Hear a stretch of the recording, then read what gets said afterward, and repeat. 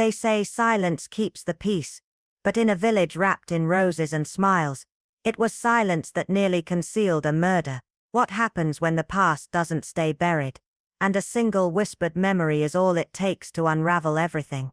It was one of those strangely golden afternoons in late June, where the sun hovered low and heavy in the sky, casting elongated shadows across the lawn of Thornley Grange, and the warmth clung to the skin like an unsaid truth.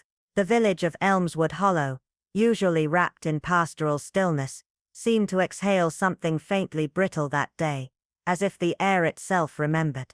The annual garden charity gathering, arranged under Lady Wilhelmina Harraway's stringent supervision, had commenced with the usual display of linen dresses, polished manners, and pastries too delicate to eat. On the surface it was a pleasant affair meant to raise funds for the new wing of the infirmary, but underneath the laughter and clinking of teacups, an uneasy current threaded through the crowd.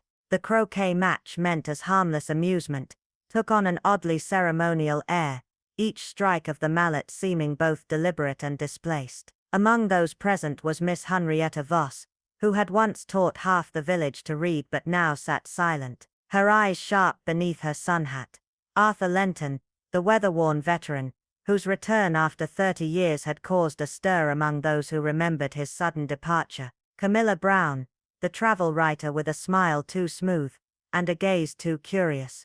And Elias Trevane, the young clergyman who had recently taken over St. Aldhelm's parish, and whose boyish features couldn't quite mask a soul already dented by something unseen. The match slowed as Eleanor Harraway, niece of the hostess, and known more for her elegance than her focus, misjudged her swing, the black ball slipping from her aim and rolling into a shaded patch of overgrowth near the crumbling gardener's shed, a place whispered about by the older villagers, but conveniently left off all the tour paths. Eager to prove himself useful, Elias stepped forward and disappeared into the hedgerow, his footsteps muffled by moss and silence. What followed was not panic, but an unnatural hush, a vacuum of sound that pulled all conversation to a halt. When he emerged, his face was drained, and in his arms he carried not just the lost croquet ball, but a bundle wrapped in the sun-bleached remains of a tartan blanket, weathered and forgotten. Within it was a fractured mirror,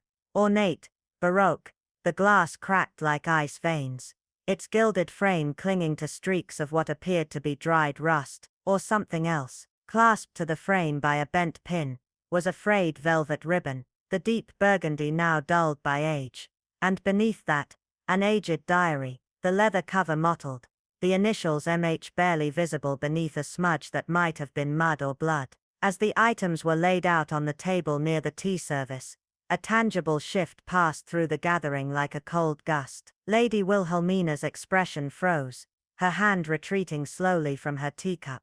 Mr. Lenton's jaw tightened, and Miss Voss, abandoning her knitting altogether, fixed her gaze not on the diary, but on Elias, as if reading something in his silence. Camilla had already produced a small notepad from her bag, her pen hovering like a scalpel, and then someone murmured it, barely louder than the breeze, the name Margaret Hensley, a maid employed at Thornley decades ago, whose sudden disappearance had never quite stopped being spoken of in corners and kitchens, though no police inquiry had lasted more than a week. Some said she'd eloped with a stable hand, others, that she'd fallen ill and been quietly sent away, but no body had been found, and no explanation had ever satisfied those who remembered the whispers of crying in the east wing, and a broken window near the bell tower. The mirror, with its fractured surface, reflected back not just the present, but something buried, something that pulsed faintly beneath the soil, and the rhododendrons. The diary pages,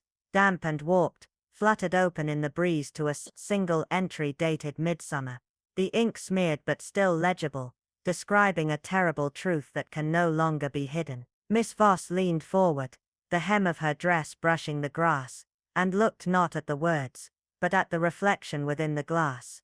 And for a moment it seemed as if a figure stood behind her, distant but watching. And in that instant, a truth settled among them like dust on porcelain, that Thornley Grange had never been just a house of roses and ceremony, but a place where silence had festered for too long, and where the past had at last decided to speak. as the sun dipped behind the ivy-strewn gables of Greystone Manor, casting the terrace in a dusky veil that blurred the boundary between daylight and secrets. An almost imperceptible chill settled over the gathering, not from the air, but from something older, something exhumed. After the unsettling discovery in the orchard, a torn photograph, faded but unmistakable, the guests had resumed their tea with a brittle elegance, as though returning to ritual might erase what had been stirred. Yet beneath the soft clink of china, and murmurs of polite conversation, the air thrummed with silent reckonings. When Major Everhart's gaze fell upon the photo,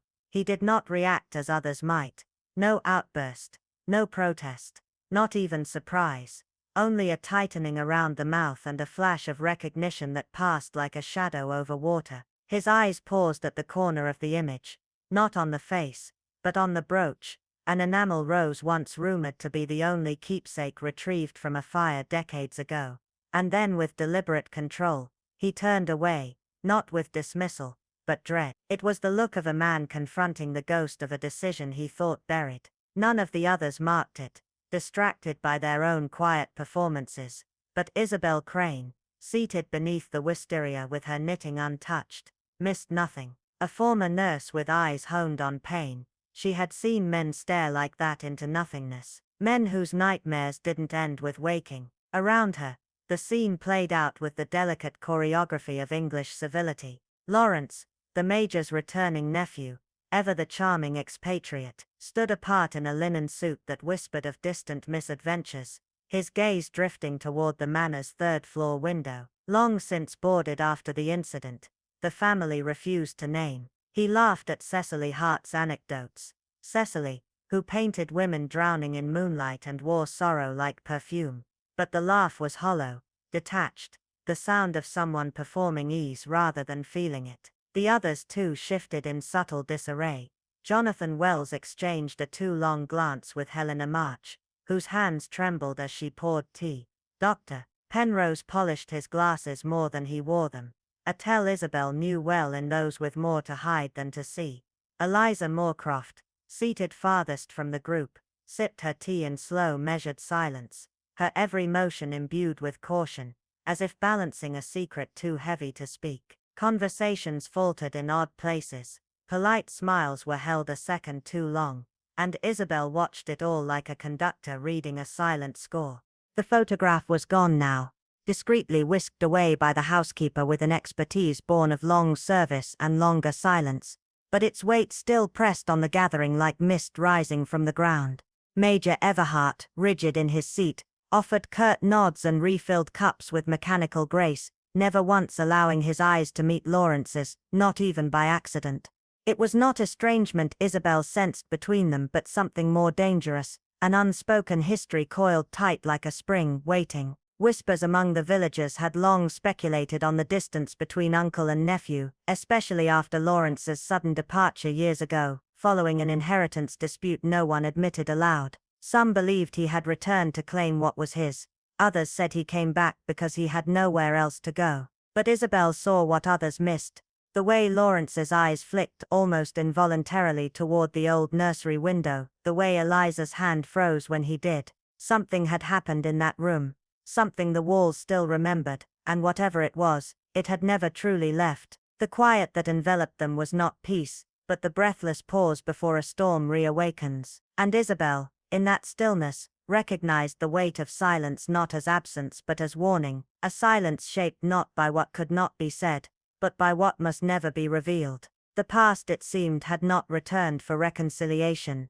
It had returned for revenge. The wind that evening carried with it the scent of old wood smoke, and something else, something metallic, like memory turned cold. Within the drawing room of Ashwick Hollow, a place cluttered with relics too polished to be loved, Eleanor Merton sat with her embroidery, her fingers moving with a kind of quiet frenzy, always near her lap as if sheltering something unseen. It was during a hushed conversation near the hearth, where the vicar's wife whispered of the girl in the locket, that Miss Elspeth Dawn, seated silently in her high-backed chair, noticed Eleanor's hand drift briefly to the modest pendant at her throat. It was not a dramatic motion, but a reflexive one, like a phantom limb remembering a wound the body had learned to hide. The locket itself had re-emerged recently under peculiar circumstances, found tucked behind a loose brick in the cellar wall, its chain tangled with cobwebs, the image inside faded but unmistakable, a girl with haunted eyes and a smile too still.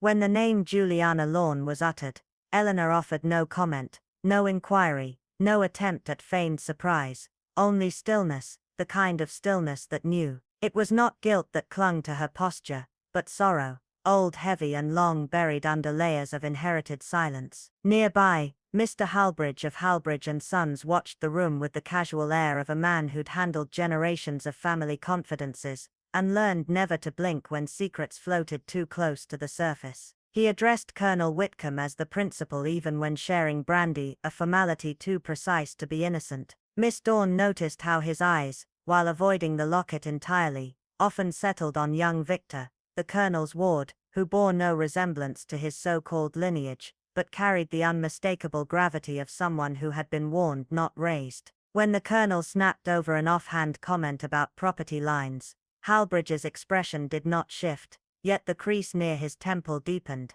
a silent betrayal of practiced restraint. And then there was Celeste Granger, the visiting artist from Bath, commissioned under the pretense of restoring the ancestral portraits, but clearly more interested in the living subjects than the dead ones. Her questions were honeyed, tossed with careless charm, but too pointed for coincidence, asking not just about architecture, but about which rooms remained locked, and why. She circled the guests like a falcon measuring thermals, and when she paused behind Eleanor, it was with a gaze sharpened by intent, not admiration. Later, Miss Dawn passed by Celeste's easel, and noted the peculiar detail. In the sketch of the colonel, his uniform had been rendered perfectly, yet his eyes were clouded with a shadow that did not exist in the light. As night pressed against the leaded windows, the house itself seemed to contract inward, as if resisting what had been stirred. The name Juliana now echoed in the halls not as gossip, but as reckoning. She had once worked here,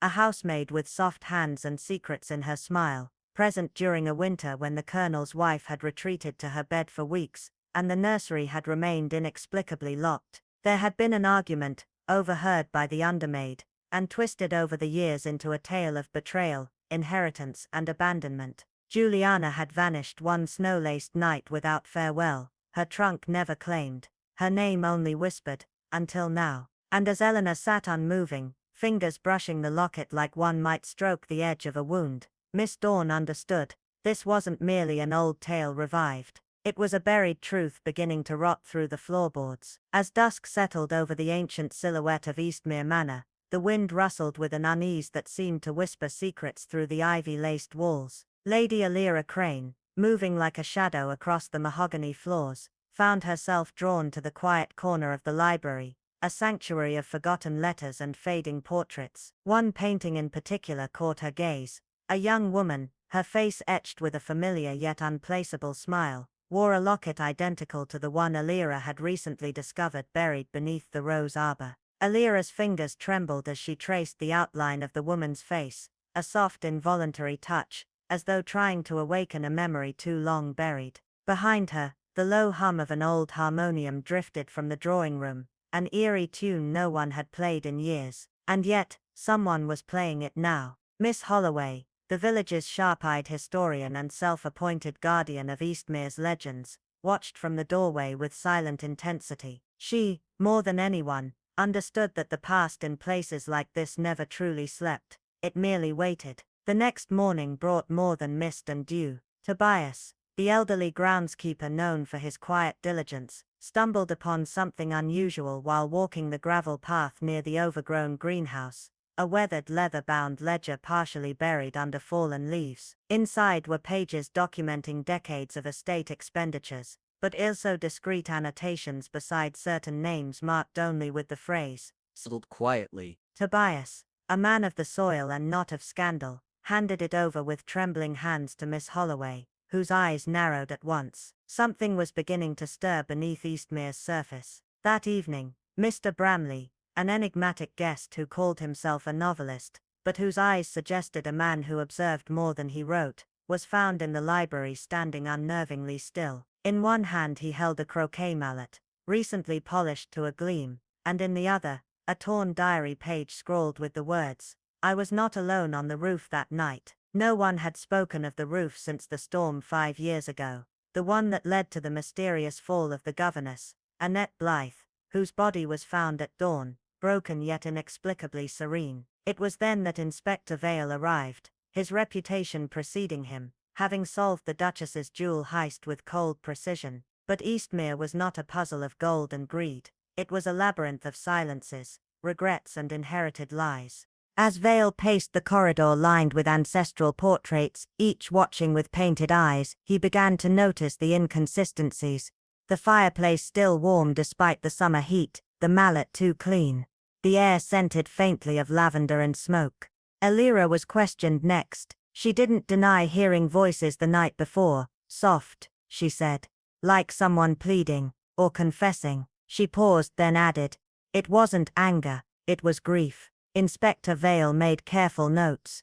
Time of death unclear, no forced entry. Fire recently lit, mallet sanitized. Witness reports strange melody, presence on the roof, and unidentifiable whispers. Yet the most damning clue came not from any fingerprint or footprint, but from a detail only Miss Holloway noticed. Inside the old ledger was a folded paper tucked between the last pages, a letter never sent. It was addressed to a woman named Iris, signed by Annette Blythe, and ended with a line chilling in its simplicity. "If something happens to me, tell them it was never an accident." That night, as the manor stood wrapped in a hush deeper than any it had known before, Miss Holloway wrote a single sentence in her private journal. "Those who witness everything seldom scream the truth. They wait, quietly, until time itself turns and listens." Somewhere within the house, a grandfather clock struck midnight, and with each chime, it seemed as though Eastmere's walls breathed again, exhaling truths long hidden behind whispers, firelight, and shadows. As twilight settled over the grim silhouette of Everdell Grange, a peculiar silence blanketed the estate. One not of peace, but of something holding its breath. Miss Ellery Trent, a woman whose eyes missed little, and whose mind missed less, recalled a remark made weeks earlier by Mr. Hartley, the village watchmaker, who had grumbled to no one in particular that barristers now frequented the manor more than the butcher. At the time, she'd dismissed it as a harmless quip. Now, with Vincent Harrow's sudden and grim demise, struck down by an antique fencing foil long believed lost, those words returned like an echo too deliberate to ignore. His reappearance from Vienna had curiously aligned with Lord Allerton's mysterious and swift decline, and though Vincent had carried the charm of a long-lost son returning to mourn a beloved patriarch, more than one guest had whispered that his grief had the texture of performance. And now, dead, silenced not by fate, but by a hand intent on keeping something buried, speculation festered like rot beneath floorboards. Had Vincent uncovered a secret that threatened to unwind generations of deceit, or was his murder a calculated move to protect a forged claim? Miss Trent, pruning a dying iris in the conservatory when the memory returned, heard again the strained voices from 2 nights prior.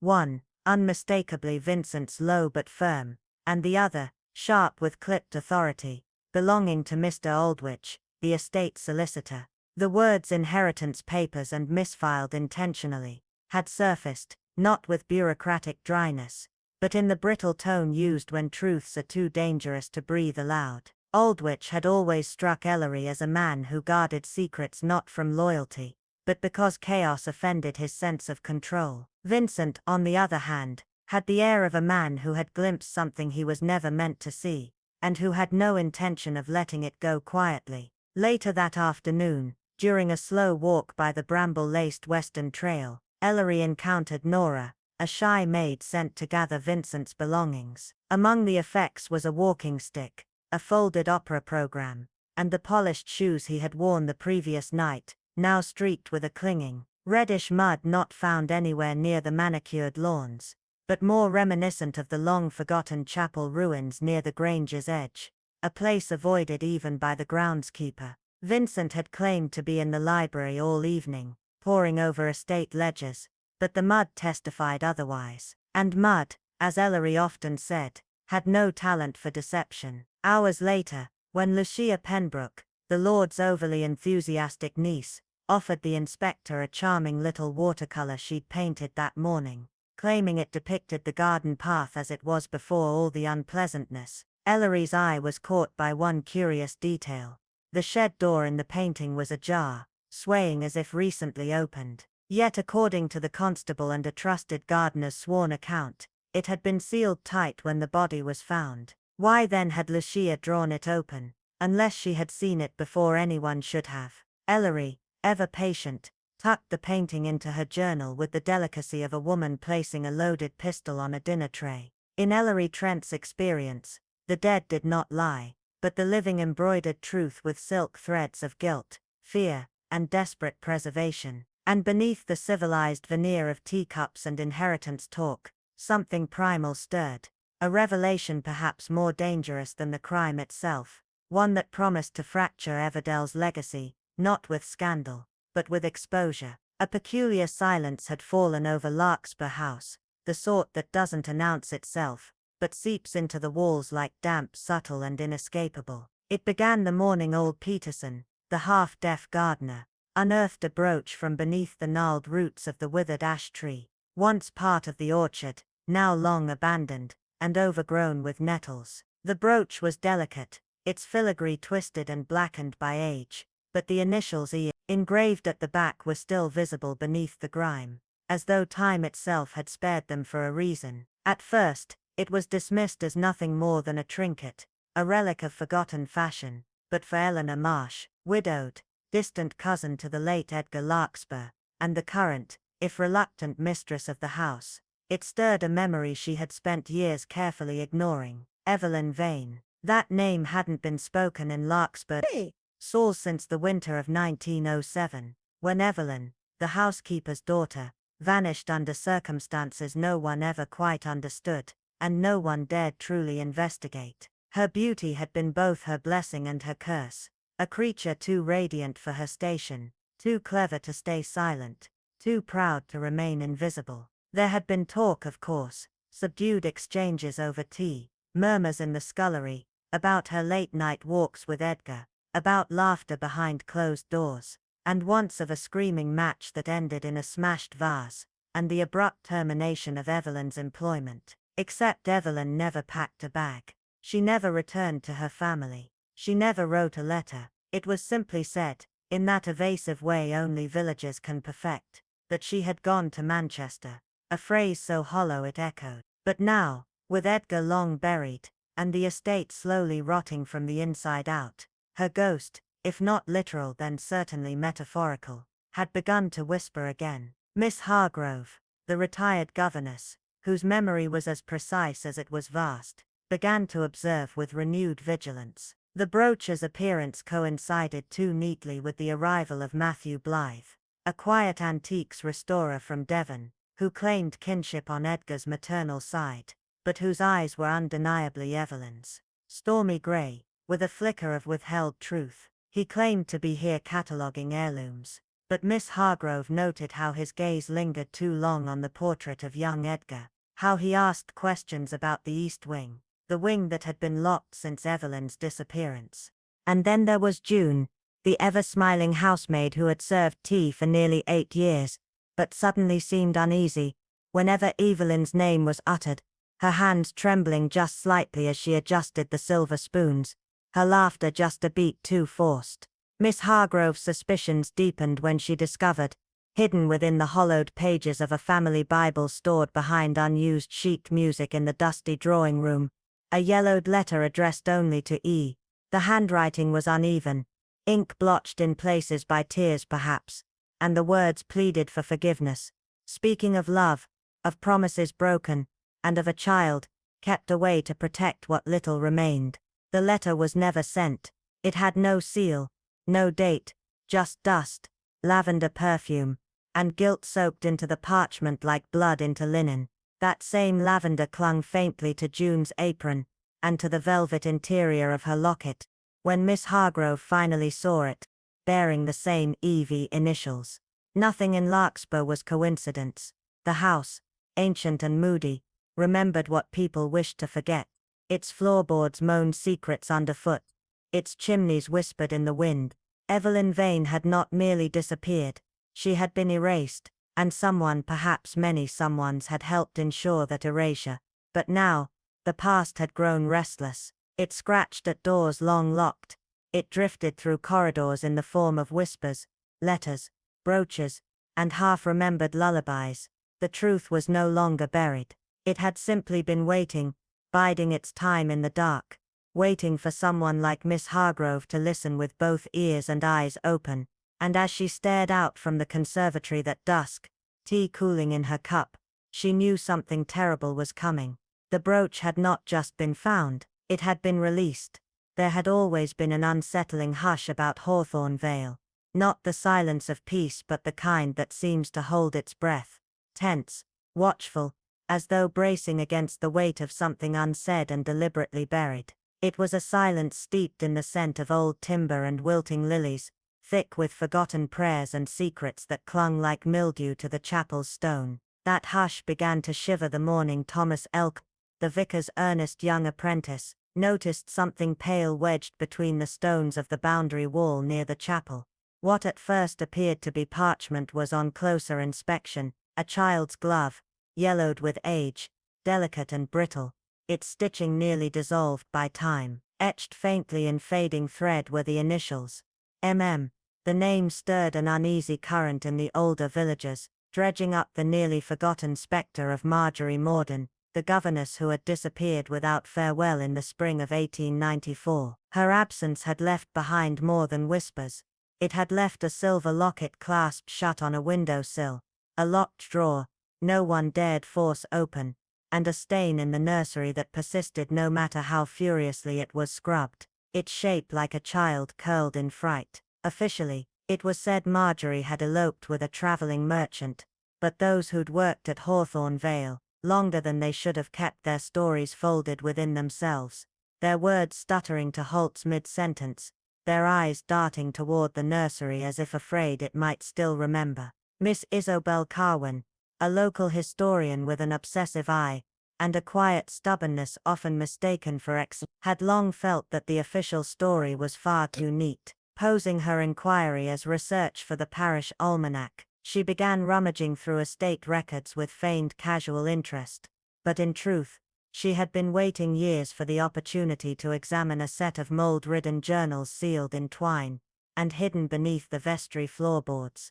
Documents she'd only heard about in passing once, from a half-drunk rector who called them the girl's burden. Within the journals penned by a kitchen maid named Lily Venn, the entries began mundanely enough with inventories and menus, but soon turned dark. She wrote of sleepless nights and weeping from behind the nursery door, of footsteps pacing the corridor in the hours before dawn, and of a man who moved not like a father, but like something watching through skin that didn't quite fit. One torn page bore a simple but chilling entry. He asked about the child again. She says he wears remorse like a borrowed coat, only when watched. No names were ever written, only hints and shadows, but the sense of dread was unmistakable. Then came the storm, a brutal convulsive downpour that battered the grounds and revealed a forgotten well, choked with ivy and sealed with crumbling stone. Miss Carwin recognized the curve of the stonework immediately.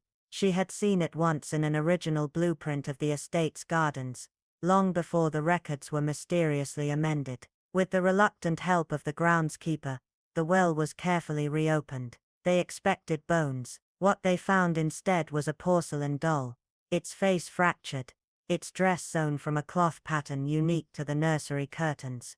Custom made, not bought. The air that rushed up from the well was stale, not with death, but with isolation, the kind that lingers in locked closets and places where a child once sat too quietly for too long. Behind the gardener's shed, in a pile of forgotten lumber and rusted tools, they discovered an old trunk wrapped in rotted canvas. Inside, preserved in fragile silk, were a series of charcoal sketches, each one portraying a child whose face mirrored the stern, unmistakable profile of the late master of Hawthorne Vale. Yet no record existed of any such child born to the family. The drawings bore no signature, but a lingering scent of rosewater clung to the paper, Marjorie's scent as remembered by the last maid who had brushed her hair. One sketch, darker than the rest, showed the child beside a towering figure, whose face had been scratched out with such violence the paper had torn.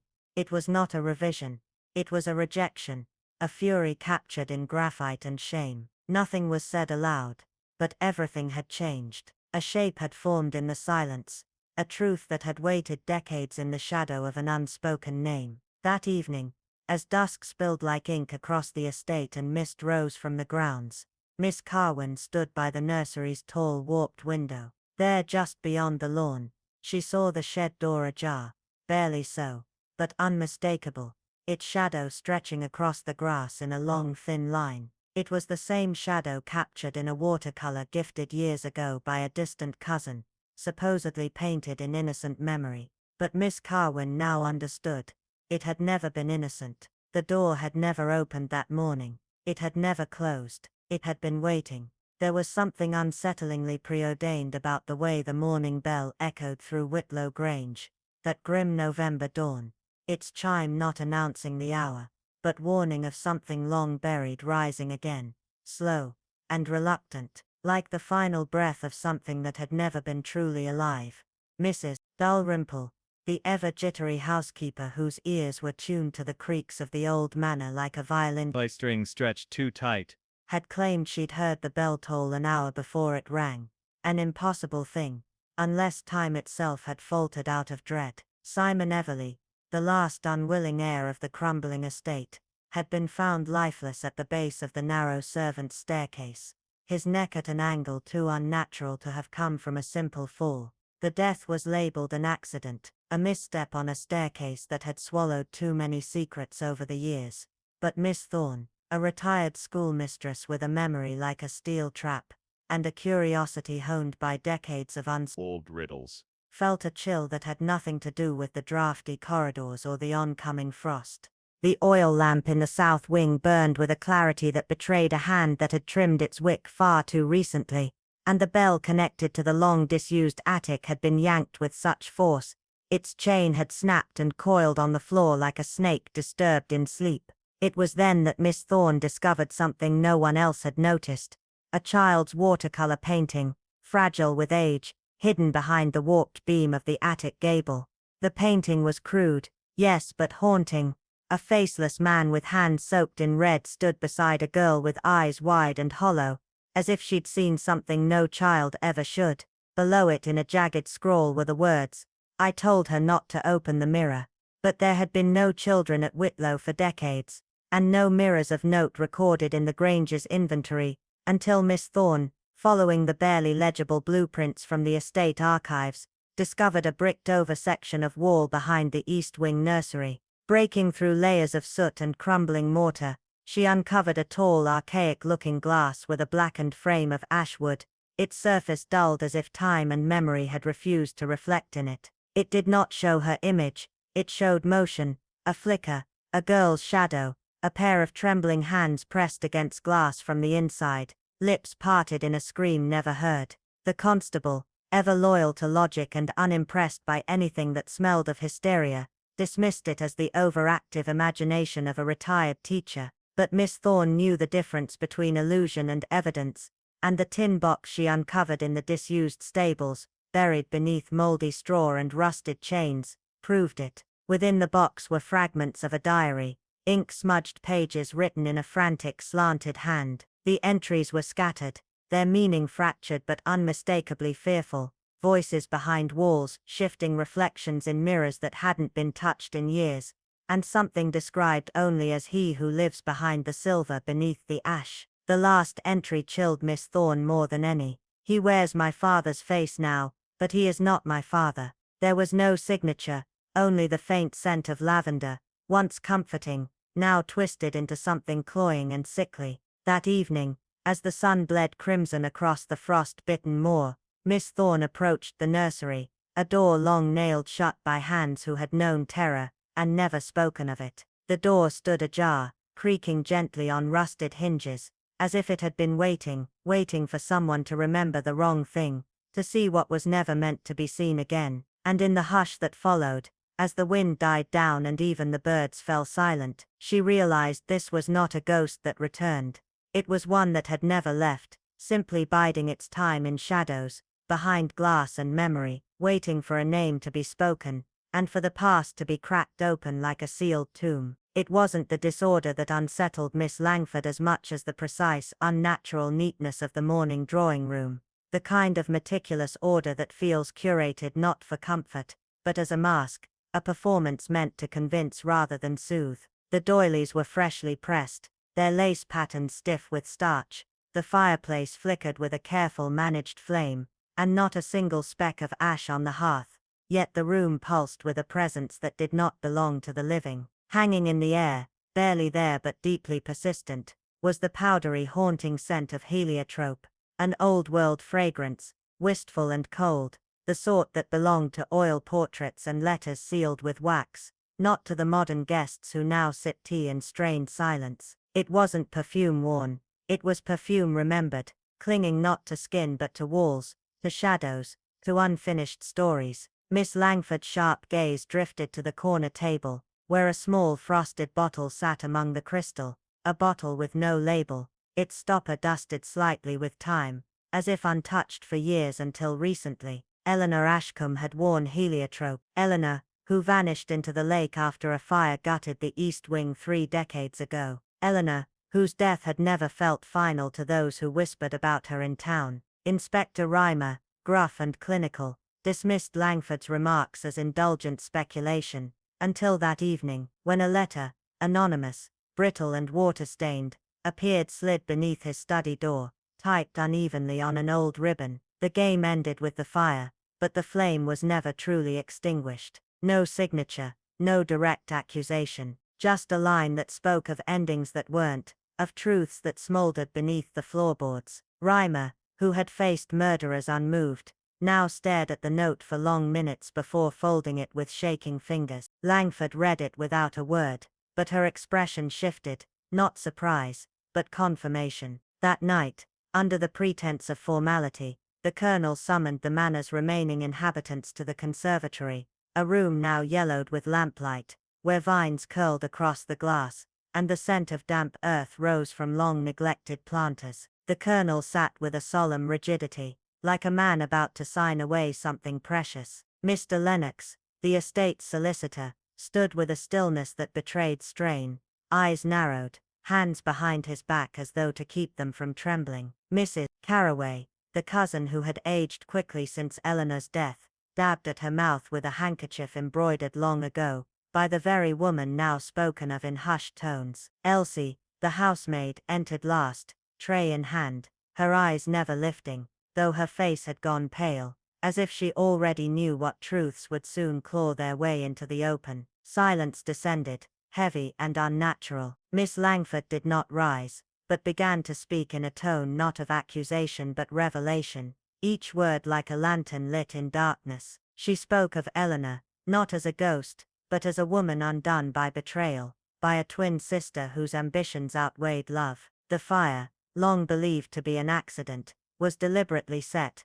not to kill, but to erase. The attic mirror, found uncovered with a single handprint smudged from the inside, had not been seen in decades. Behind the library's third panel, a will, half-burned but still legible, had named a different heir entirely. Basil's death, thought to be a stumble down the old garden steps, was no accident. It was a reckoning. A boy who'd seen too much, said too little, and paid the price. The music box left in Eleanor's armoire, discarded by most, had not played a lullaby but a cipher, each note corresponding to dates and initials buried in the family Bible. And finally, the scent, that haunting signature, had not lingered by chance. It had been released again by someone who wanted Eleanor's presence felt once more, not as a warning, but a summons. Someone in the room had not only known but remembered, too vividly, too bitterly. Miss Langford paused, her voice lowering. This was never about hatred,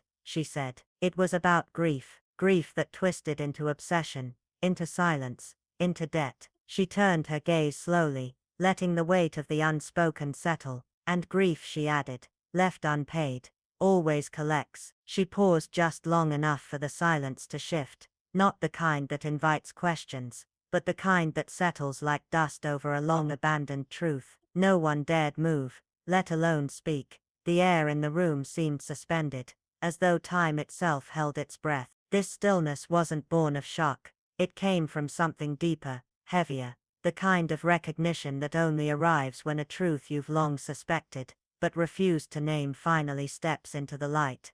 And in that moment every eye, every breath, every faint heartbeat acknowledged what had for so long remained buried beneath the brittle veneers of family honor and carefully manicured reputations. Miss Hartwell did not raise her voice, nor shift her gaze, until the final sentence arrived like a slow-breaking wave. I do not believe Miss Eliza Harrow came back to simply nurse her dying uncle. I believe she is the child of Annalise Rowan, the maid who vanished without explanation during the spring of '98, the child born in secrecy, and swept from this house like dust brushed from a silk hem. A quiet exhale from Lady Braithwaite trembled through the air, and a sharp involuntary movement from Mr. Denholm betrayed more than mere surprise. But Eliza, the woman at the center of it all, sat unblinking, hands folded neatly in her lap, face neither stricken nor proud. She did not cry, she did not confirm, but in her silence was the echo of generations, of shame passed like heirlooms and names rewritten in the ledgers. Miss Hartwell spoke on, her tone steady, almost tender, tracing the thread of truths long dismissed as rumor, the matching lockets, one of which had been found sewn into the lining of Eliza's travel case. The hidden birth record preserved beneath layers of dust in the church's disused archive. The silver brush inscribed not with Eliza's name but with her mother's, a gift it turned out. From the very man who now lay dying upstairs, his legacy bound to silence. The letter Annalise had left unopened until the estate's solicitor found it among old invoices, had not been a plea for recognition. It had been a farewell laced with hope that someday the daughter she had surrendered might return not for vengeance but for truth. Eliza had burned the letter, not in rage, but because it came too late to stop the storm that had already begun to churn beneath the foundations of Eastmere Hall. And she had come back not to inherit, not to accuse, but to stand where her mother had once been denied the right even to say goodbye. No one asked her to speak, her very presence was a reckoning. The Earl, who until now had worn his dignity like a uniform, seemed to fold in on himself, not from shame, but from the slow erosion of a man whose past had finally spoken back. She asked to stay, he murmured, voice dry and brittle as parchment. I told her she could not. His words were simple, yet behind them surged a lifetime of evasion.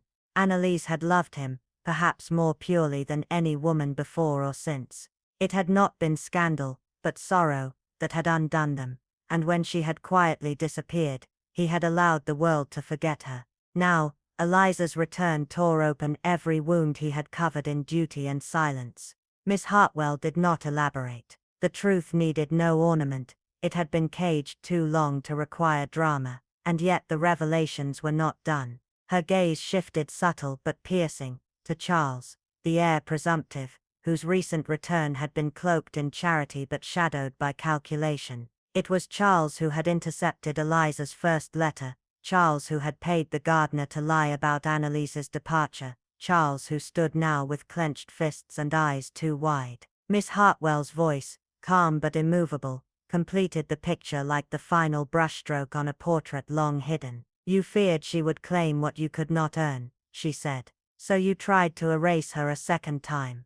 And suddenly the silence broke, not with shouts, but with the weight of what could no longer be denied. Eliza had returned not just to find her roots, but to remind the house that no secret, however deeply buried, remains quiet forever, and that some names, though erased, will always find their way back into the light. A chill seemed to fall over the drawing room as the implications of Miss Armitage's revelations settled like dust after a long-forgotten collapse. No one moved, no one spoke. It was a silence born not of disbelief, but of dawning comprehension, an unspoken acknowledgement that the truth, long entombed beneath decorum and silence, had clawed its way to the surface. She did not raise her voice, nor did she seek dramatic pause, but her every word reverberated with the quiet certainty of someone who had stitched the past together with surgical precision. It had been Owen Hadley, young, intelligent, opportunistic, who had stumbled upon the letters, not by accident, but through an impatient curiosity, a need to understand why his inheritance was being delayed, why the colonel had grown so reluctant, withdrawn. The letters, yellowed and brittle, held the desperate script of a woman betrayed by time and trust, Clara Wexley, once vibrant and full of dreams, writing of love, betrayal, and finally, the birth of a child shrouded in secrecy. Owen had taken them to Sebastian, hoping perhaps to forge an alliance, but he had underestimated the venom that courses through quiet resentment. Sebastian, who had long maneuvered with silk-gloved cunning, saw in the letters not a family connection to mend, but a tool to manipulate. His threats were never voiced, they hung instead in the air, unspoken promises of exposure, of shame rekindled in a family, already hollowed out by buried truths. But what neither of them foresaw was the effect their knowledge would have on Mr. Greaves, the solicitor whose loyalty had always bordered on obsession. For 30 years he had guarded the Eastmere legacy, sealing secrets into wills, smoothing scandals into whispers, and ensuring that dignity never cracked under the weight of truth.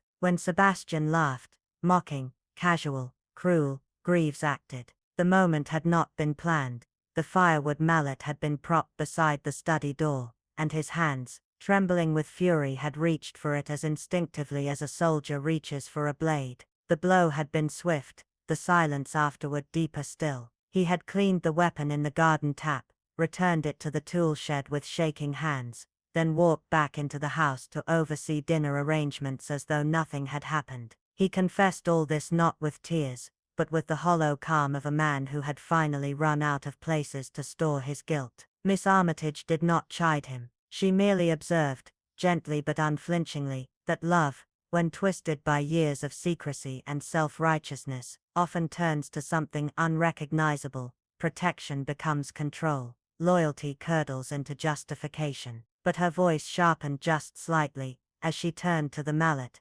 pointing out that while its surface had been carefully polished, the wood still bore the scent of damp linseed, a detail overlooked in Greaves' hasty effort. And then there was the matter of the tool shed. It had been listed as locked in every official statement, yet the sketch Felicity had drawn just that morning, a child's innocent perspective preserved in colored chalk, clearly showed the door ajar, swung open at a precarious angle, only someone with inside knowledge could recognize. The tension in the room was not merely from what had been revealed, but from the realization that every silence, every omission had been a decision, a small lethal act of willful blindness. Miss Armitage folded her hands, her eyes scanning the faces before her not with triumph, but with sorrow. For in her heart, she knew the true tragedy was not Sebastian's death, nor Greaves' crime, but the long slow decay of a household built not on malice, but on refusal, the refusal to speak, to see,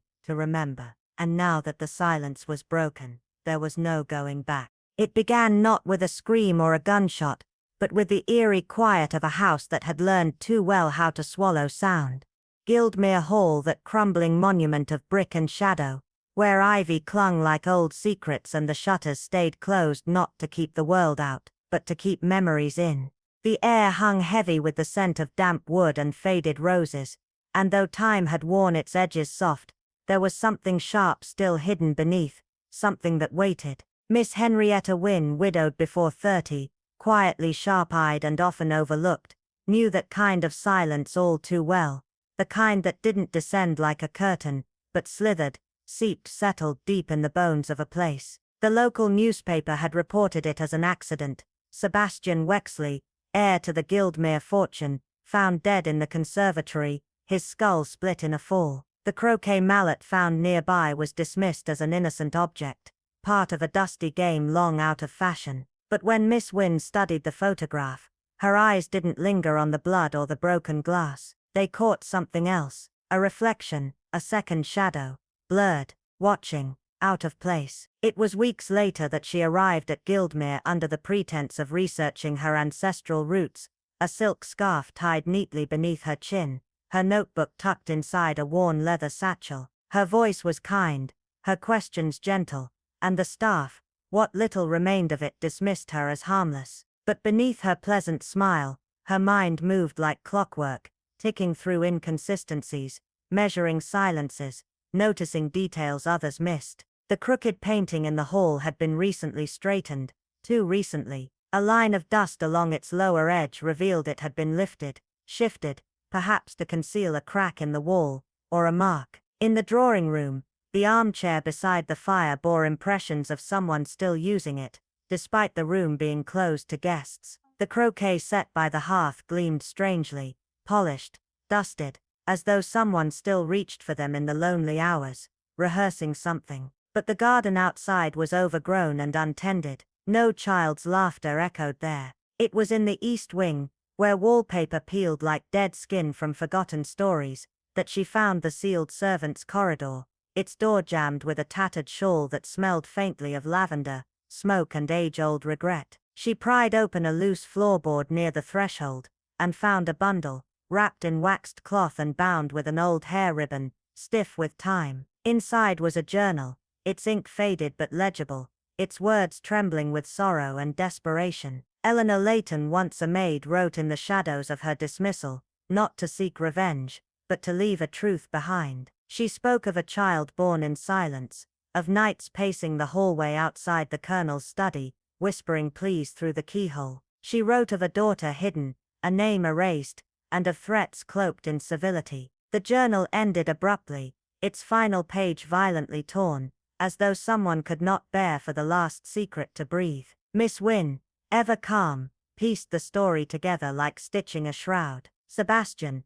curious about a family tree, had stumbled upon a truth long buried, that he was not the only rightful heir, that Eleanor's blood too ran through the stone of Guildmere. He had confronted the old housekeeper, Meredith Dorsey, a relic of Guildmere herself, whose loyalty had calcified into something brittle and dangerous. She had kept the house through 3 lifetimes, dusted its portraits, polished its lies. When Sebastian had stood before her, furious, righteous, determined to expose what was buried, Meredith had not lashed out in hate, but in panic. The mallet was not chosen, it was grabbed, reflexive, desperate, not to kill, at first, but to silence, to stop the unraveling. But the blow landed with finality, and in the instant it did, something inside Meredith broke, something that had been holding the house together, thread by thread. Miss Wynne found her in the library 2 nights later, her hands trembling, not from guilt but from the weight of long service cracking. The journal lay unopened in Henrietta's hand,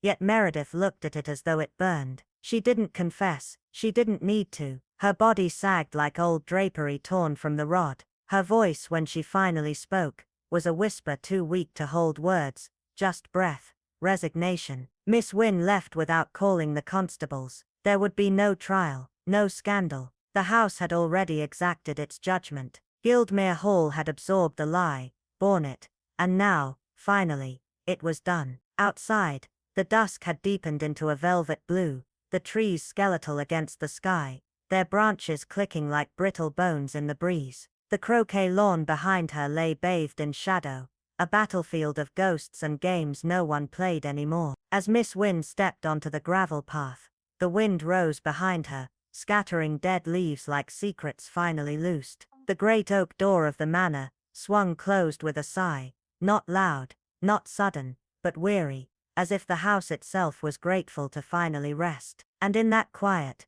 with the last light slipping behind the hills, the truth lingered, not in headlines or handcuffs, but in the way silence finally lifted from the walls, leaving only the echoes of all it once held tightly in its breathless grip. It was not thunder that marked the turning point at Grendel House, but a silence so deliberate it felt rehearsed, the kind of hush that follows a scream, never allowed to leave the throat. The estate, steeped in fog and riddled with forgotten staircases, stood not as a home but a mausoleum of choices left unspoken, its age not measured in years but in secrets. No one spoke much of Benedict Roke, not since he vanished 3 months after inheriting the family title, a disappearance the coroner chalked up to an accidental fall into the ravine behind the orchard wall. But Evelyn Ashcroft, sharp-eyed and freshly retired from teaching philosophy, felt the gaps in that story like the missteps in a flawed argument. She had seen the stain on the ledger, ink smudged but not accidental, just beneath a page torn with a precision that belied haste. She returned to Grendel, under the guise of cataloguing rare first editions in the manor's decaying library, her gloved fingers brushing dust and deceit in equal measure. What she found was not a clue but a crack, in the story, in the rhythm of the household, in the way the housekeeper, Ruth Elwell, paused too long when asked about the blue room and its locked windows. One night, Evelyn followed a sound that shouldn't have existed, a scraping of metal behind the nursery walls, and discovered a hidden servant's crawlspace, barely wide enough to pass, lined with soot-blackened beams, and the faint scent of old iron and dried thyme. There, she uncovered a tin box beneath a rusted floor grate, its contents faded but legible, a series of unsigned letters, desperate and furious, warning Benedict to abandon the search for the true heir. The writing matched that of Matron Elwell, who had once been a nurse to Benedict's grandfather, and who believed the bloodline had been corrupted when the family disowned a daughter in 1884, after an unsanctioned union with a Romany violinist. That daughter had not died, as the family claimed, but had survived under a new name, and her great-grandson, not Benedict, was the rightful heir. Evelyn realized the stakes weren't inheritance, but identity, the kind that could unravel the legacy the Elwells had spent decades controlling through whispered alliances and erased records.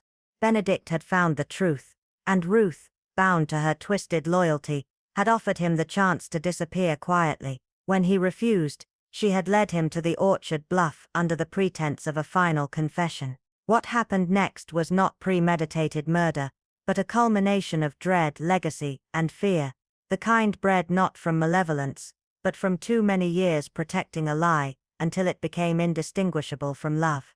When Evelyn confronted her in the dim library, holding the box and its truths, Ruth did not cry nor deny, but stood as though already unburdened, her posture collapsing inward like something that had held too long against gravity.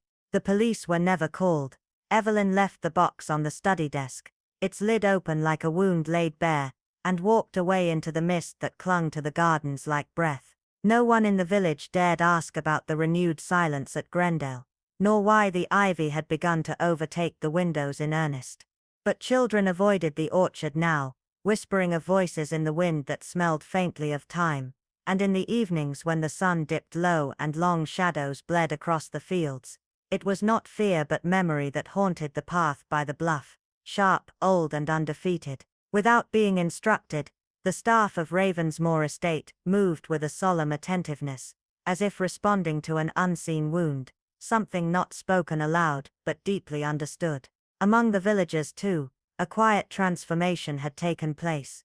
Iris Winthrop, once merely an unassuming nurse, was now regarded with a reverent hush, as though she had become the keeper of a truth too heavy for words. There was a respectful distance in their eyes, the kind one offers not just to the brave, but to those who have stood at the edge of something dark and come back marked. Miss Althea Woodcroft, known for her calm presence and observant eyes, watched it all unfold like one who inhales the scent of soil after rain, subtle, grounding, and filled with quiet meaning. The croquet lawn had been trimmed anew, its grass leveled, the hoops placed once again with precision. Everything was as it had been, and yet something essential was missing. No games resumed. The mallet, the one that had once lain buried beneath the earth, and then had risen in silence to commit a brutal act, remained locked away in the constabulary's evidence room. Legally useless now, but still charged with the weight of memory. Another mallet had been set beside the court, but no one reached for it. There was no decree, no formal announcement, only a silent, shared understanding. The game could wait. Some wounds, Miss Woodcroft reflected, needed not a stitch but time, and stillness. The lawn, once a stage for laughter and leisure, had borne witness to lies, ambition and betrayal. Now it too had been offered rest. Games, she had always believed, revealed more than they ever concealed, and the most dangerous ones were played behind smiles, leaving scars not on the earth, but on the soul. In the garden, where roses nodded gently beneath the late spring sky, Miss Woodcroft allowed herself a rare indulgence in memory. Doratha had gone inside to fetch a shawl, leaving her cousin alone with the quiet weight of a truth finally uncovered. As she poured a second cup of tea, her thoughts did not return to the violence, or even the confession, but to the subtle signs that had led her to the answer: a glance a little too quickly withdrawn, the flicker of fear in the eyes of a confident man, a fading scent lingering in a room no woman had recently entered. It had never been the grand gestures that betrayed people, it was the small ones, the pauses, the tightly guarded objects, the overly rehearsed words. These were the breadcrumbs scattered across the forest floor of human behavior, and if you followed them with enough patience, they led to the heart of a person, and there truth could no longer hide. She stirred her tea slowly, not with impatience, but with the quiet deliberation of someone coaxing memories to the surface, letting the steam rise like the breath of the past. Around her, the garden seemed almost to hold its breath, as if the flowers, the breeze, the distant ticking of the old clock inside the house, all conspired to give space to thought. People, she mused, were not born wicked. They were born vulnerable, flawed and frightened, molded by expectations and silence. Most wrongdoings, she'd long believed, did not stem from malice, but from fear. Fear of disgrace, fear of discovery, fear of loving too deeply, too differently, in a world quick to punish tenderness that didn't follow the rules. And so they buried it all, love, mistakes, regrets, in the quiet corners of their lives. But the past is never content to stay hidden. It is patient. It waits in photographs, left slightly out of place, in the faint smell of perfume, worn by someone long gone, in the eyes of those who flinch when a name is mentioned. It waits and then it returns, soft as a whisper, sharp as a blade. Now with the croquet lawn once again silent, the hedges trimmed with exacting care, and the mallet that had once changed everything locked away, not for legal reasons, but because no one wanted to touch it again, there was a stillness. But it wasn't peace born of victory, it was the hush of acceptance. The villagers had resumed their walks past the hall, but something in their gait had shifted. There was a reverence now, a caution, as though the very soil beneath their feet remembered what had unfolded there. Miss Alara Bancroft, watching from the garden bench, felt that hush settle over her too. The mystery had unraveled not with dramatic reveals, or thundering confessions, but in the delicate unraveling of threads others had long tried to hide. For her, justice was never about the spectacle. It was found in the tiniest details: a button sewn back on in a different color, a book returned not quite where it belonged, the silence when someone should have protested. It was always in the margins, in the in-between. This was not merely a tale of murder, it was a story about memory, about the cost of silence, and the quiet wounds we carry when we choose not to speak. It asked more difficult questions than simply who held the weapon. It asked why we protect names that don't deserve protection, and what we lose when we pretend not to see. Because sometimes, the truth doesn't destroy, it frees. But only if we're brave enough to face it. And now a question lingers, not just for Alara, but for you. If you stood where Iris did, across from the man who had, knowingly or not, destroyed your mother's life, would you choose mercy? Or would you demand justice, even if it meant destroying what little peace remained? We would love to hear your thoughts, because your voice helps bring these silent tales to life, and your answers may help other mystery lovers, just like you, find a home here. If this quiet, haunting story moved you, we invite you to stay. There are many more tales to tell, stories filled with secrets tucked behind teacups and smiles, where danger arrives dressed in charm, and revelations are earned, not given. And if you know someone who delights in a slow-burning mystery,